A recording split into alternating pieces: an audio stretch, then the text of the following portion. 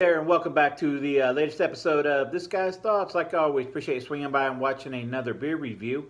Tonight's episode features review number 5 in my Oktoberfest beer reviews here on the channel. Be sure to check these out. Braxton Brewing, Revolution Brewing, L. Smith, and one I just recorded earlier tonight, the Warp Wing Lagerstat. All these reviews are posted up on the website, so be sure to check those videos out. I do highly encourage that. Tonight's episode features one out of North High Brewing out of Columbus, Ohio. This here is their Oktoberfest, and it coming in, it's the Marzen Lager, however you want to pronounce it. This here's coming in at 5.6% ABV and 21 IBU. So let's get a look at the can here. Pretty decent enough can art on this thing. We'll give it on the chart here. I'll give it a 3.5 out of 5.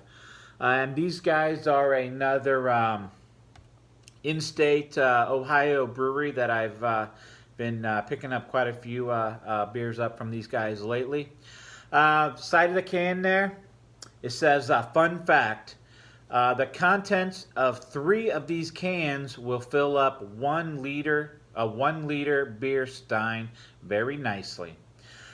This here is a 12-ounce can. I see the Ohio craft beer logo there on the side. So we will go ahead and crack this open and see what it has to offer us here tonight. Yeah, be sure you check out my other beer reviews. This here, I would normally say this isn't a style that I typically like, but I've pretty much been enjoying everything that I've had as far as the Oktoberfest beer reviews here on the channel. This here looks like about 2 fingers of head up on top of this thing. Off-white, typical to the style. Nice ambery haziness to it. Lots of carbonation. You can see them there popping away there on the screen. There's a few big fisheye bubbles up in the head here popping away, but for the most part, looks very well put together. Maybe a bit more carbonated than some of them that I've had this year. So we'll go ahead and get a nose on it and see what it offers. Okay, for the most part, typical to the style. Noble hops. Mild graininess, roasted maltiness. Maybe a bit of a burnt sugary smell to this, aroma to this. The website here says rich, malty, amber lager. The Vienna malt base creates a biscuity backbone. Yeah, the melanoiden.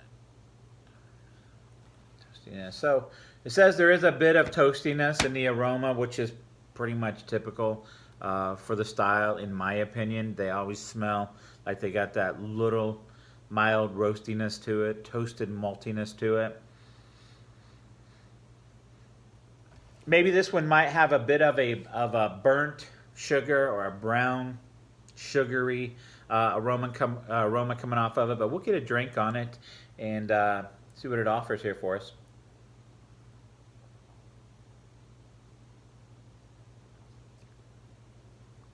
Okay.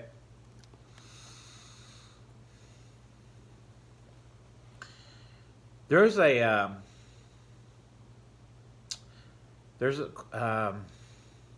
good roasted, toasted maltiness to it that is a little bit heavier than some of the other Oktoberfest beers I've had this year.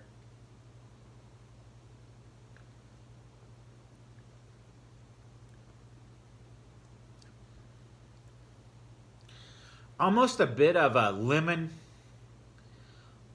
like a lemon pill flavor to this as well. I don't know if that's something they're going for with something that they put in it, but I do get a little bit of a lemon pill taste to this. Lighter side of medium body. The typical mildly dry finish that I get on this style is there. I'm not so sure I really am into this this mild, just a mild burnt or toasted, roasted maltiness to it. Nothing that lingers around crazy, but yeah, 5.6% ABV, 21 IBU. I don't know if I mentioned that. I'm not so sure this is my favorite. I definitely don't hate it. Scoring it here, 1, I'd never drink this again. 5, I'd go out of my way to drink this. I'm probably going to punch this one in at about a 3.8 out of 5. I do recommend, if you see this, pick it up. For the style, I'm not a huge fan of this style. But for this style, it is what it is. It's pretty good. But as far as my personal preference on this, I'm going to give this about a 3.8 out of 5. For the style, I'd probably give it a good 4 out of 5 on the style. But you've had this before. Let me know what you think about it. Like, subscribe, comment, hit that notification bell so you stay up to date to my with my current videos.